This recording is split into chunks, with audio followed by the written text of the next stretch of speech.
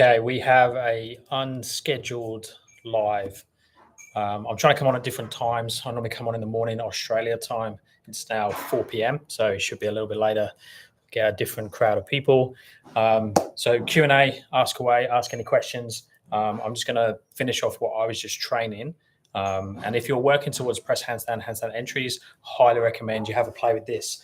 So I'm going to go from this position here in a squatty position. I'm going to have my torso against my legs. So deep squat like so. And then I'm just going to transfer weight forwards. Now it can be done hands on the floor. I'm using raised P-bars because I'm going to go through to a Straddle sit as well. And this makes it a bit easier.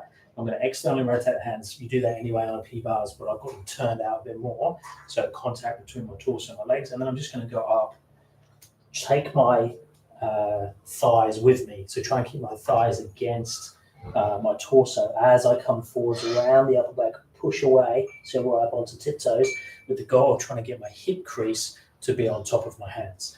So I'm going to come forwards into that position, hip crease on top of the hands there. I should be able to lift my toes off if I'm in the right position and I have enough development, control, condition of my upper back and shoulders. If you don't, just hold that position for time. Okay, then I'm going to try and transfer through into the L sit. Now, obviously, clearance is going to be a thing for some people. I need this. I need a little bit of height, and it makes it much easier.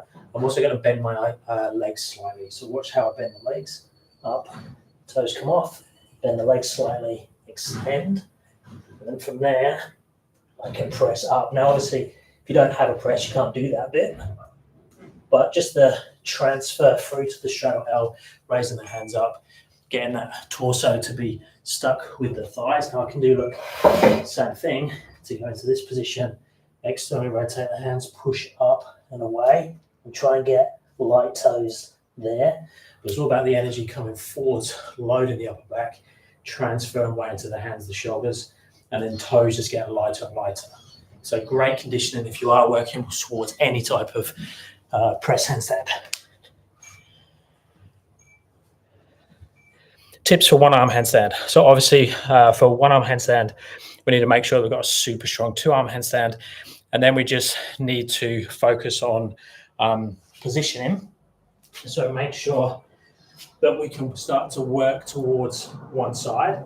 So if I'm in the middle here and I'm looking down straight into here, I've got equal weight in both hands. I want to transfer weight to this hand.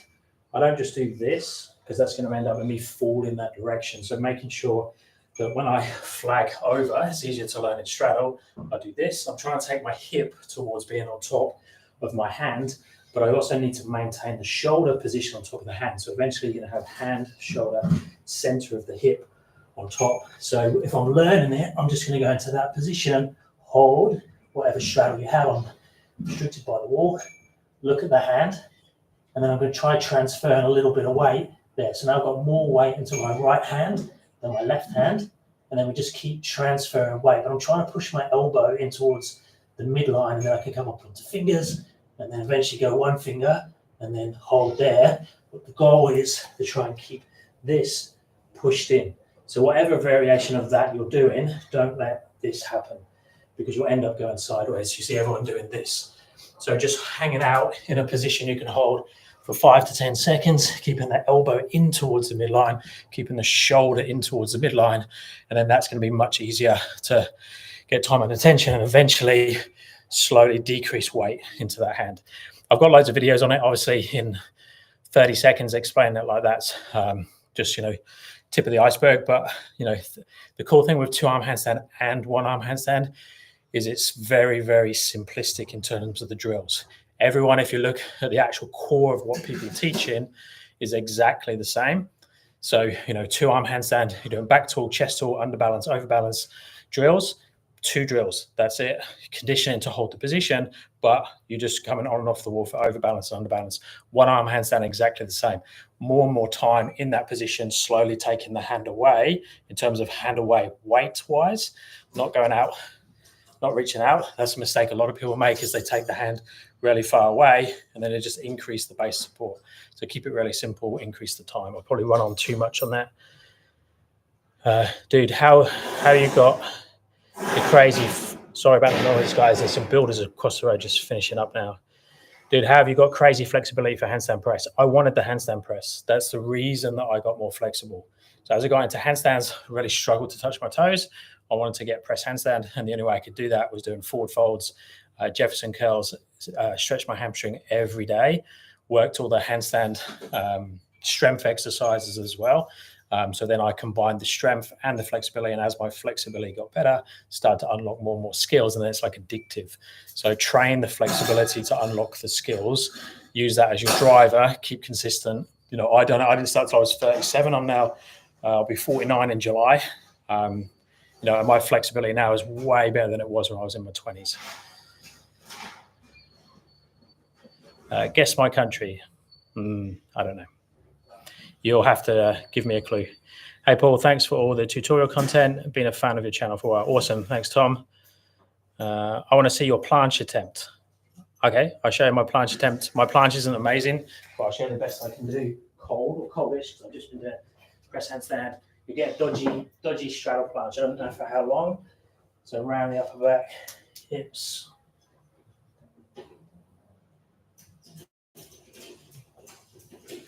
That's a non-planche day planche. What would you give me out of 10 for that one? For an old guy. And practicing front lever, it looks so cool. Yeah, front lever is really cool. Again, super simplistic, the same as planche, same as front lever.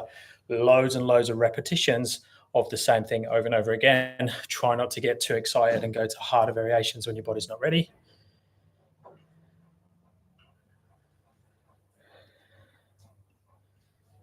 Oh, you're from India, awesome.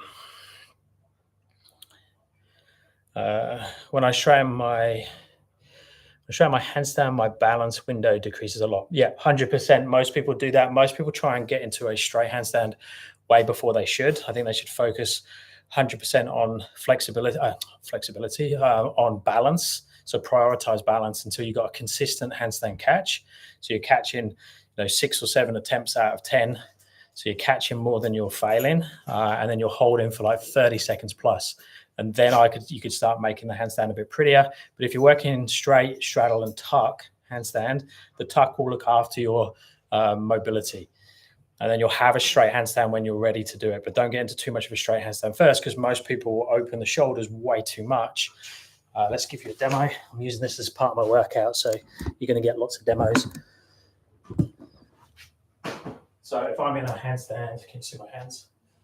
So if I'm in a handstand here, and I'm in the ugly position like this, but this is really stable. Look at the amount of movement that I can do here with the shoulders and the hips. If I do this, with my shoulders trying to open up into a great handstand, I'm now very, very delicate in the handstand because my hips and my legs are getting over the top of my shoulders, and I'm like that.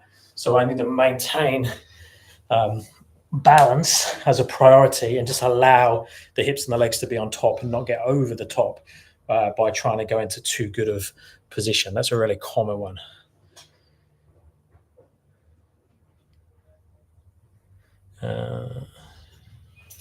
I've been working on deficit handstand push up. My free handstand is quite strong now, and my negatives are feeling very controlled, but I've been stuck for a while pushing from shoulder stand back up again. So I'll be working and make sure, obviously you can do floor handstand push-ups comfortably before you start trying to push out of a deficit. However, if you start to go a slight deficit and use the shoulders down, hips up type movement, you'll probably find that much easier. So more like a crow to handstand type thing, where you're bringing the hips up and the shoulders down. Your shoulders go a little bit lower. Rose is on watch. Rosie, sit down. Let me sort the dog out. Sit down. Good girl. Down. Lie down. Good girl. Stay down. Stay down. Shush. Okay. Proving that Rosie does not listen to me. Where were we? Deficit handstand push-up. Yeah, so using that type of movement to help you get out. Let's if I demo out on the P-bars a little bit. So if I use overbalance to help me out a little bit, so I'm going to drop my head and shoulders below my hands, and then, but my hips are still coming up at the same time. That's going to help me on the concentric to push back out. Exactly the same as if I raise the hands up a little bit more. But then once I'm up, I can then do a really slow, controlled eccentric all the way down again. Make sure you're good at that. So making sure your transitions of your hips over to overbalance is helping you.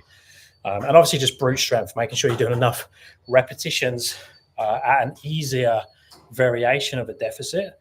So whether it's pike push-ups to a deficit, make sure you can do, good repetitions around 4 to 5 reps for 3 to 5 sets. Make sure you can do that. If you can't do that, you might just be missing a little bit of strength out of that position.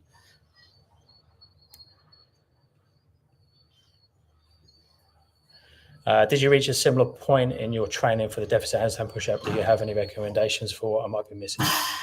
Yeah, no, I do that. Also just doing little partial ranges out of a deficit. Don't know the best way to show you here.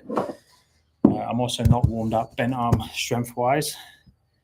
But if you go into shoulder stand on P-bars or box, whatever you're doing, and then just play around with that bottom position. So here, and then just push, play around there, like that type of thing, to help you get used to coming out and scooping out of that bottom position. That sort of thing can help. But making sure you've got those slow eccentrics and you're doing enough work with the reps at a decent exercise for you. So just regress it back to make sure you've got enough strength there.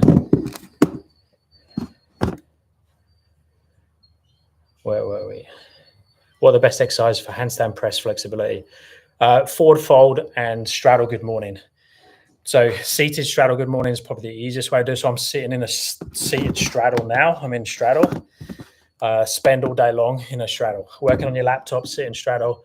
Like if I could stick some of these underneath my butt if I'm not comfortable in it.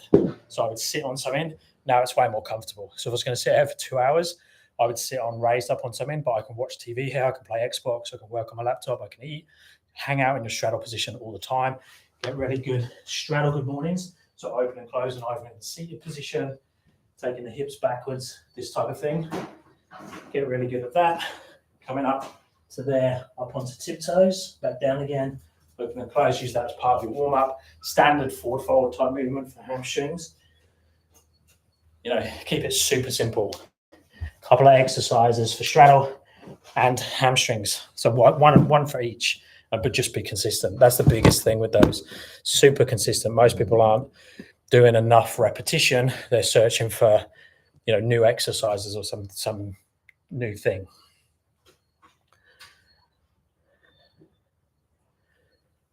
Hi, Paul, do you think front lever row progressions are useful for achieving the front lever? No, I wouldn't do too many row progressions in front lever.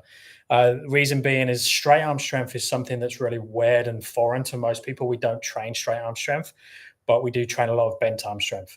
So when we're doing a front lever, we want to be thinking of pushing the bar away, pushing your body away and extending and making the body very long, like pushing down like so. Well, but our body's so used to when we grab hold of something, bending the arms. The exact same when we do a planche, our elbows want to bend. So we're so used to that. So I wouldn't do any bent arm planche. I wouldn't do bent arm planche push-ups or front lever rows as your main exercises. I would just do static holds in those positions. So lots and lots of time. Skin a cat, fantastic. You're passing through the movement, front lever pulls, that sort of thing, amazing. But I wouldn't confuse the body too much by doing bent arm movements in there. I try and keep it as simplistic as possible. And that's what I do across the board on all my coaching and programs and everything. Very, very simple repetition at the same thing. So not throwing lots and lots of exercises at it. So other people use lots of exercise and get good results. I'm always short of time. So having few exercises to do, but do them often and get really good at them I find is the best way. Our weighted handstand push-ups on floor can help in deficit handstand push-ups. I personally wouldn't use weighted handstand push-ups at all. I would change the progression of the exercise you're using. I've had a bad experience I hurt my shoulder trying to do really heavy deficit handstand push-ups with a weight vest. And I was just trying to do it because I saw other people doing it on Instagram and stuff. It wasn't to help my training. and I hurt myself. So it was like a good lesson.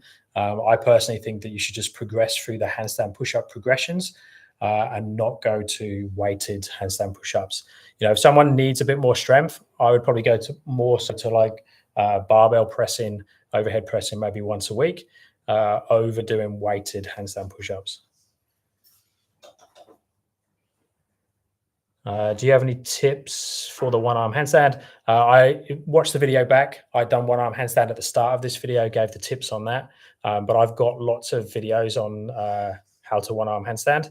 Just search on my channel or put Paul Twyman and then one-arm handstand and that'll come up. What do you think the difficulty difference is from crow to handstand, then straddle crow to handstand, to crane to straddle crane? It all depends where your strength is and how flexible you are. So someone who comes from more of like a yoga background and they have a really strong crane that's a very high hip position, they can sort of roll up to handstand and go through progressions into straddle L-sit and things like that. Easier than someone who has lacking flexibility because their body hangs backwards and becomes heavier. So it's very determined by what you've been practicing and what you're good at. Yeah. I've got to a point now where I've got, pretty good at both straight arm and bent arm pressing. So I can sort of pick and choose depending on what I want to do. But most people will have a preference and go towards it. Like my pushing is way stronger than my pulling. So, I'm going to approach things different to other people. So it is dependent on the individual and what they find easier, limb length, body weight, pelvic position, spinal mobility. All of those things will affect you. Great content. Awesome for beginners. Thanks for your help. Keep happy and healthy. Thanks, buddy. I get twisted when I try to put my weight. Oh, it moved a minute. I get twisted when I try to put my weight on my one arm, doing one arm handstand and fall. Yeah, it just means that your progression you're going to at the moment is too advanced for you. You need to just back it off just a little bit, take the hands a little bit wider, create a bit more space, go slower, hold in positions. And just make sure you've got the basics first. Even just like looking at a hand and shifting a tiny bit of weight and holding there for 10, 15 seconds and going back to the center, do the same on the other side. Literally that for repetition is probably going to be your best way to go and not progress. Normally what I do is when I'm programming one-arm handstand for people is I'll give them working sets like that, really simple, really boring.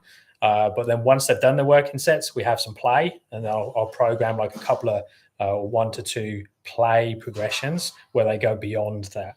And that way then you're getting, the fun, but you're also doing enough work. Bro, shoulder feel strains very quickly when I try 90-degree hold and handstand push up. So you just need to back it off again a little bit, find out where your gaps are, create space. So externally rotate, make sure if you're using P-bars, don't just be there, be there. Get very good at bent arm planche positions in tucks, in tight, like easier positions for longer holds. And then just regress it back, work on mobility and positioning. Make sure your positioning is efficient, so your body's in the correct place. Awesome, thank you so much. Appreciate the pointers and the demos. We'll keep working on those pike push-ups and playing with the overbalance. Cool. What do you think should be first in handstand progression? Handstand push-ups or bent arm press? Which one do you think is easier? Again, it's dependent on the individual. Flexibility will come in a lot on the bent arm press. Depends what type of bent arm press you're doing. They're both very similar. I would work before either of those. I would go to crow to handstand. Be doing your pike push-ups and that sort of thing and making sure your balance is really good, especially your underbalance if you're working that sort of stuff. But having a decent crow to handstand is going to help your handstand push-ups and your bent arm press. And it's really good to understand that hip shoulder position that we were just talking about for the deficit handstand push-up. It carries across to all handstand entries, even press handstand. Every time you transfer your weight in handstand press video, it's very unclear for me. I can't understand how to perform it. Yeah, so press handstand will make no sense whatsoever until you can do it. And then you won't be able to explain it to anybody else. Basically, you just need enough weight in your hands and your shoulders and your upper back, and then your toes will be weightless and you can lift them. If you've got just tiny bit more in the feet and the hips and they're back towards the underbalance, towards your feet, you're always going to feel like you can't press. As soon as you get into that sweet spot, you can float up. It doesn't make sense until you can do it. You just got to do the drills. Make sure your flexibility is there. Make sure you train the bottom position, partial range press handstand, really slow controlled eccentrics. How would you describe the feeling of initiating the handstand push-up? Do you lean forward till your arms bend, or do you bend your arms and kind of dive forward, trying to cover as much distance as possible with your lean? I always fall to underbalance in the handstand push-up. Okay, so with handstand push-up and press, if we just position our shoulder forwards of our hands, so if I go into this position here, let me turn this around. So if I'm going to go into a press or a handstand push-up, I'd come from this handstand position to this position. Now my press could start there, or my handstand push-up could start there, and then I come back up to that position, and then I go back into that. So being very balanced in that slight underbalance position will make your handstand push-up really strong and give you a good foundation where you're not scrapping to find balance. So most people will scrap to find balance because they're missing that underbalanced position that's really, really important. I always fall to underbalance in the head. So yeah, so all it is that your body's dipping or sagging back towards underbalance because your underbalance handstand isn't strong enough. So if you practice lots of toe pulls, become an expert at that, it makes all of the handstand drills so much easier. Yeah, toe pull. So chest to wall, slide down, become an expert at that. Hover the toes just off the wall. So this movement.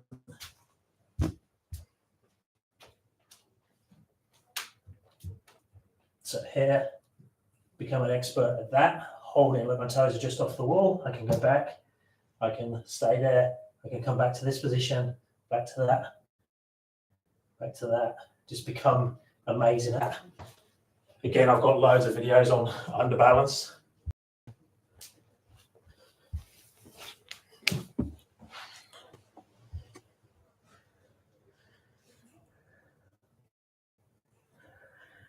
I've been using a banded ISO going from crane to handstand holding at the point where my spine straightens. And then with more bands pushing in lower straddle. Make sure you have a slow controlled eccentric to them. So if you're trying to go from handstand down to a position, whether it's shoulder stand, crane, crow, whatever it is, we want to try and slowly go from handstand down to it. I would actually use the wall to assist more than I would do bands to help you go up. I would go down and make sure your handstand balance is amazing. If your handstand balance isn't amazing, all of the positions are going to get much, much harder. So putting in more time for that underbalance. So what I was just showing on the wall there, I would do 100% of that. So make sure every handstand practice, you're doing some underbalance control. Most people, very, very rarely does anyone come to me for coaching, even if they've got like, decent two-arm handstand, they want to work a one-arm handstand. They normally all need to work on their underbalance control. It's something that's so important across the board, and very, it's not trained very often enough. How can I learn tuck planche press to handstand? Please guide me with your exercises. So do a handstand and do a tuck planche. Make sure they're really, really good. Get good at that underbalance that I just showed you, and then do eccentrics. So handstand to tuck planche. So then you're doing it really, really slowly. And you can do that back to wall, chest to wall. You need to have a good tuck planche. If not, you're going to struggle to press out of tuck planche. So this position, come here, become very good at that. Once you've got that, here, slide your toes down the wall, go into your tuck planche, hold. Make sure you can do that. Then doing handstand to tuck planche, freestanding, partial range. Make sure you've got some sort of press, bent arm press to handstand, straddle press to handstand, or tuck press to handstand, and then you'll be able to do the tuck planche press. But again, just like look for your gaps. Finally, I joined. Yes. Where to look at one-arm handstand? Look at your hand. If not, you'll learn it like I did, and then you'll have to go back and relearn it. So we want to look. So if I'm going to go onto my right hand, I look at my right hand. I'm looking about here. If I'm going to my left hand, I look there. So I look across. And I'll actually do that when you're learning right from the start. So the first thing you do in a 2-arm handstand, I'm now going to look at my right hand, then I'm going to start shifting and I'm there. So I'm looking down towards my hand. No difference when I'm in a 2-arm handstand, I'm looking straight down towards the floor.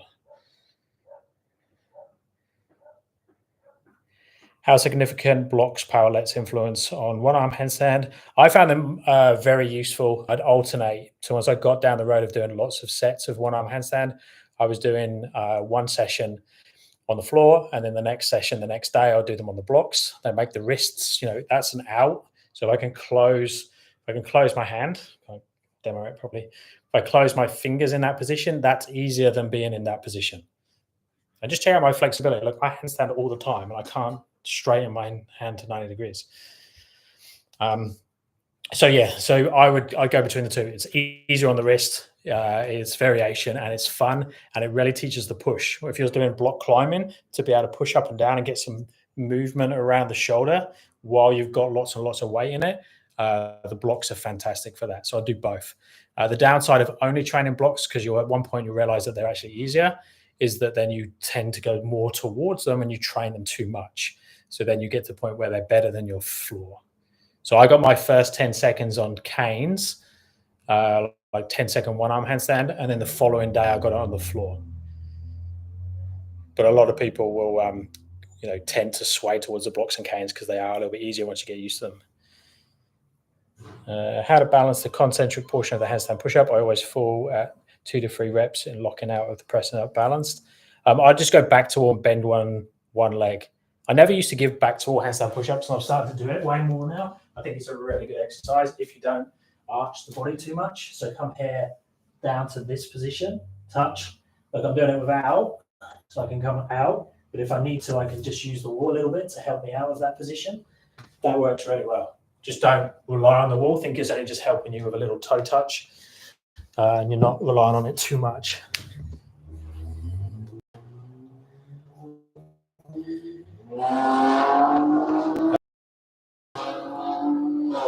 Jesus, someone's motorbike's loud.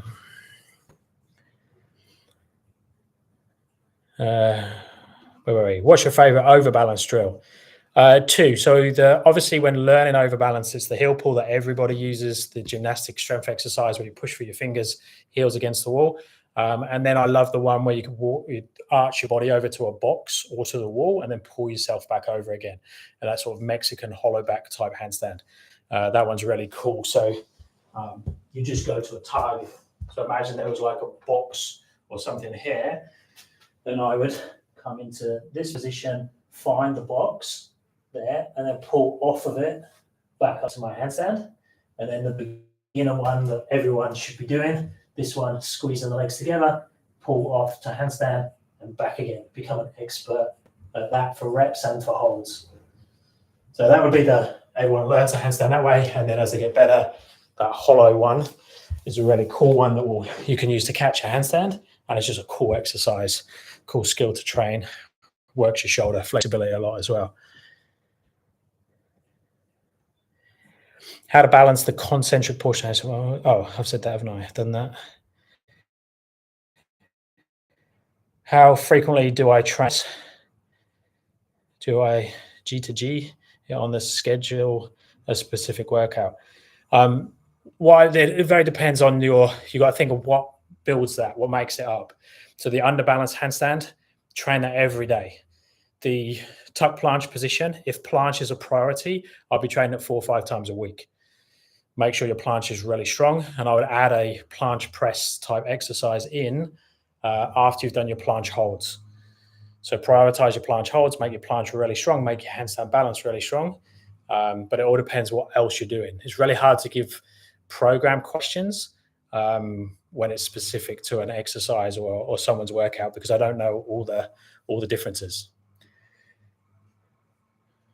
Thank you for all the information you share through your channel. Thank you, buddy. Please, you find it useful. When I do the concentric movement in handstand push-up, I keep getting into overbalance. So my chest opens up and my legs go over. Any tips? Yeah, a lot of that is momentum when you get to the top of the movement. So what you want to think about is just catching in that underbalance position again. The one I've been showing a lot is so important. So most, like if I use like a Croda handstand, that's a good example, because we use overbalance to take us up towards handstand. But if I stop with my feet just about here and don't go all the way to handstand, I can stop the momentum. So if I there, see how I push my feet back to here? I haven't quite finished. I stop, and now I open the handstand up into my good position. But people rush to get into their handstand when their hips and their legs are still going this way, and then that's when you'll fire over towards overbalance.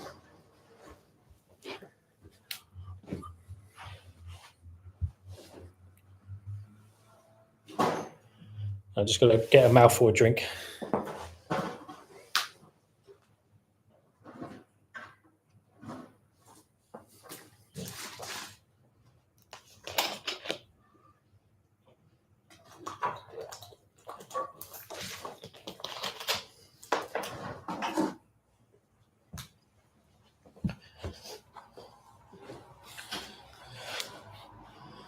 If any of you are in the UK, I'll be there in August. I've got a workshop. Half the tickets are sold already. If that one sells out, I will put a second date on like I done last time. But at the moment, August the 10th, CrossFit Nottingham. I'll be there on, August the 10th. Where were we? Thank you. I'm stuck at 20 to 40 second handstand for 2 months. What should I do? Underbalance. Become an expert at that underbalance drill. And it'll just happen. Keep working presses, handstand push-ups. Do a max hold every handstand session. You should be able to hold a conversation while you're in a handstand. It should be the first 20 to 30 seconds should be effortless. So you should be able to like breathe normally, not even have to really contract anything. You should just be able to relax like you do on your feet. And then it will just multiply. But just that consistent practice, max holds, make sure you've got that underbalance. Thank you for the very great tips. Appreciate it. Thank you. So I should first train with blocks and transition to floor, right? No, I would train floor as priority, and then add the blocks in as part of your workout, but make the blocks 40%, because your priority, unless you've got like bad wrists or a reason for it, is to train floor more than blocks. We don't want the blocks to take over. So I wouldn't start on the blocks. Okay, I've answered all the questions, guys. Any others before? Oh, we got more. Where are you from? Only found your channel a few weeks ago, and I'm now loading it up every day. So I'm originally from the UK, but I've been in Australia for 20 years. So I'm in Perth, Australia now. And as I'm back visiting the UK in August. So I'll be doing a workshop when I'm there. But yeah, I've got, I love making content. It's like a hobby of mine. If this wasn't my job, coaching people, I would be doing something around video editing and that type of stuff. So I really enjoy the video editing and things. That's why I just upload content all the time. So there's loads and loads of videos on my YouTube and on my Instagram, probably a little bit too much.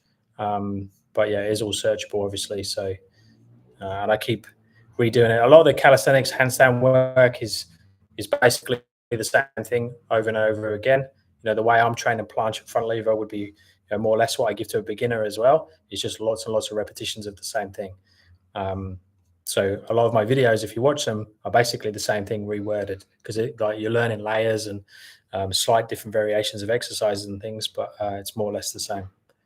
Could you make a short video about shoulder stretching and mobility? Yeah, I've got one. I've done it recently. There is one on my channel. So if you search shoulder flexibility, it should come up. Why there's no more questions? Let me see what it's called. There's a good example.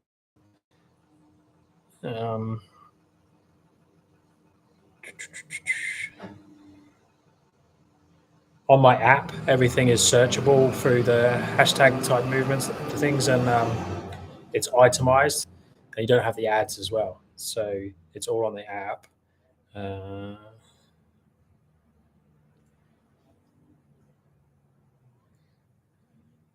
So I've got that one from a year ago. There, straighten your handstands with shoulder mobility. This This one, probably that's actually the one I'm, oh no, this one. There it is. Stop stretching shoulders for handstands. Do this instead. Watch that one. Yeah. Search that one. Watch that one.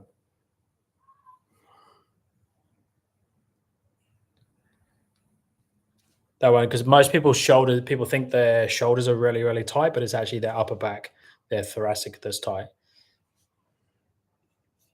Epic, I'm from the Isle of Man and might have the opportunity coming up in Perth, so we'll be making a similar move. Yeah, I wouldn't like. I love the UK, but you know, bringing a family up and lifestyle, yeah, and weather and that, obviously, Perth is amazing. Look, it's 4:45 now, and I don't know if you can see that.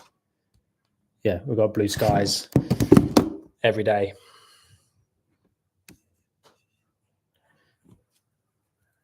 Okay, guys, I think I might sign off, and if we've got any other questions, can you demo a wall handstand press drill, please? Yep, so obviously we've got, for wall handstand press, you've got concentric and eccentric. Most people do eccentric first. To do an eccentric wall press, the one where most people will start with, is turn the hands out. So I've kicked up with my fingers in this position, so out like so, to create lots of space, and then take the back to the wall. Make sure you do that without collapsing. If that feels okay, then from here I can go straddle, or most people will need to frog a little bit. Then I push low back into the wall, mid back, upper back, and trying to get to the position. Let's see how the toes are light. I can go back up. Most people won't be able to do that.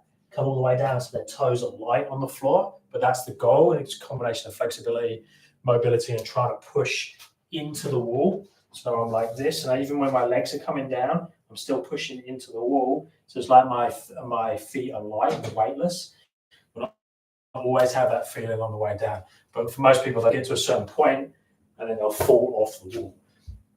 But video yourself on the side. That's probably the best drill. Do the eccentric, not the concentric. So I wouldn't do the up yet. If you can do the concentric, I'd really be trying to do partial range press handstand and other exercises that combine the flexibility, the balance aspect.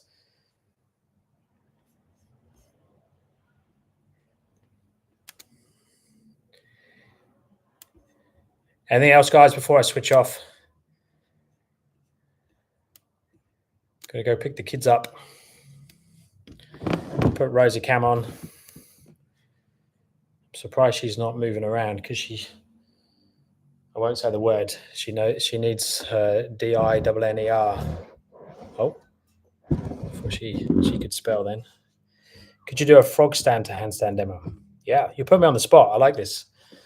So frog stand to handstand. So what we want to think about here is height. So making sure that our hips and our shoulders do this, and you push at the right time. So you need to really get good at that movement. Shifting the weight forwards just enough, and momentum can help you up. So you can go really slow. So I can slowly take head and shoulders down, watch the hips come up, watch the feet come up, and then I push at the right time, and then obviously back down again. You see how it's like when someone demonstrates like a really nice muscle up, where they just go as one movement. They do a chin up, transition, dip. It's exactly the same for a crow to handstand. It should be one movement all the way up. So it's not like, that's the hardest way to do it. You know, doing a strict headstand to handstand. So let me demo that. Would be like the opposite, because with that, I'm going to put all my weight into my head. Like, I can't push out of this, but if I tip backwards and put weight into the hands, now I can push from there, but I'm having to brute strength up to handstand. So that's very different than that crow or frog up to handstand, where we use the overbalance, underbalance, and that seesaw movement to help us out.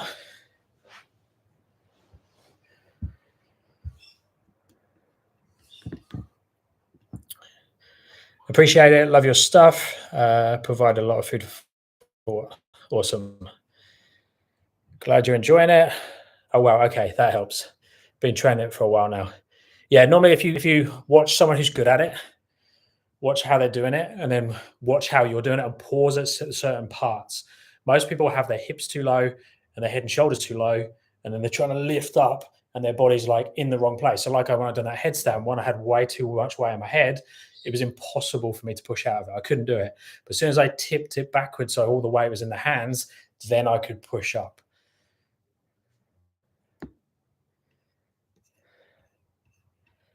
Glad you're enjoying the videos. Apparently now YouTube is auto dubbing all of my videos.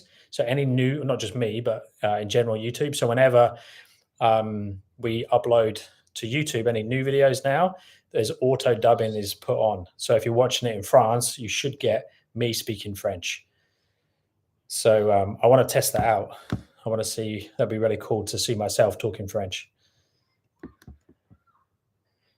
I'm sure if I use a VPO, I could say, not VPO, a VPN, I could tell it where I was, and then it should give me different languages. But I had a comment the other day saying that, so yeah, it'd be interesting to know. And also better for me because it means I can reach more people as well. Okay, I'm doing more of these YouTube lives, just quick ones whenever I can. I'm going to try and vary the times because I do have such a backlog of videos. I don't want to just keep putting up the same videos all the time, but the lives are really good. Now, I do have as well on my, if you look at my YouTube, I have a community post. Let me try and find the best way to show you. So you go in the community post and you can upload a video, view channel. Okay, yeah. So if you go to my channel there, and if you come across to posts, so there, on there I've got live stream your training critiqued.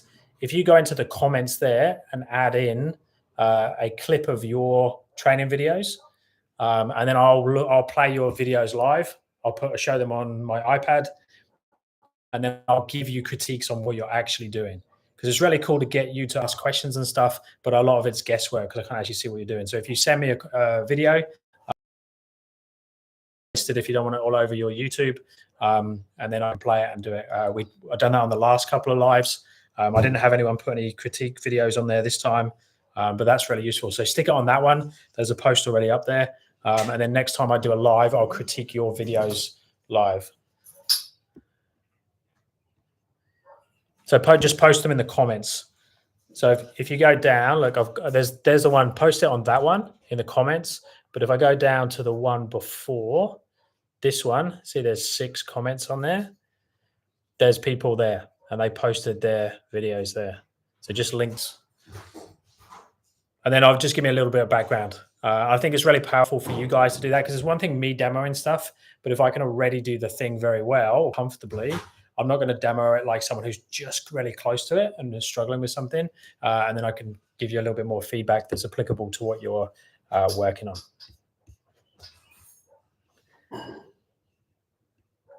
Okay, I'm going to disappear. Time to sign off.